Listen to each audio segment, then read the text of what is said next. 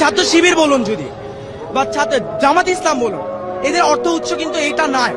এদের অর্থ উৎসটা কোথায় আমি আপনাকে বলি। ক্লাস 9-এর একটি ছাত্র, আমার নামটা ঠিক মনে নেই, আমাদের গ্রামের বরিশালের একজন ভাই, সে ক্লাস 9-এ থাকে, তার বাবা মা মারা যায়, তার পড়াশোনা সে ছেড়ে দিবে ভেবেছে। তখন জামাত যে সংগঠন তার সাথে কথা বলে যে তার সম্পূর্ণ ব্যবস্থা তারা গ্রহণ করে, তাকে সম্পূর্ণ শিক্ষিত করে, তাকে দেশের বাইরে পাঠায় পড়তে এবং তাকে ডক্টর বানিয়ে বাংলাদেশে ফেরত আনে।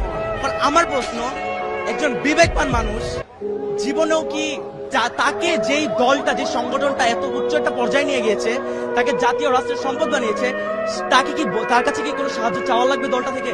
সে তো একজন বিবেকবান মানুষ, সে নিজে থেকে তার অর্থের 50% দান করে দেবে এই দলের জন্য। এই একটা কারণে জামাতের কারো কাছে চেয়ে খেতে হয় না। আর জামাতের প্রত্যেকটা নেতাকর্মী যারা রয়েছে তাদের মাস শেষে একটি অ্যামাউন্ট ওটা দিতে হয়, জামাতে অনুদান দিতে হয়। সেই টাকা দিয়ে, এই যে আমি বললাম প্রথমে, এই ছেলেটাকে বলেছে এরকম অসংখ্য অসহায় এবং দরিদ্র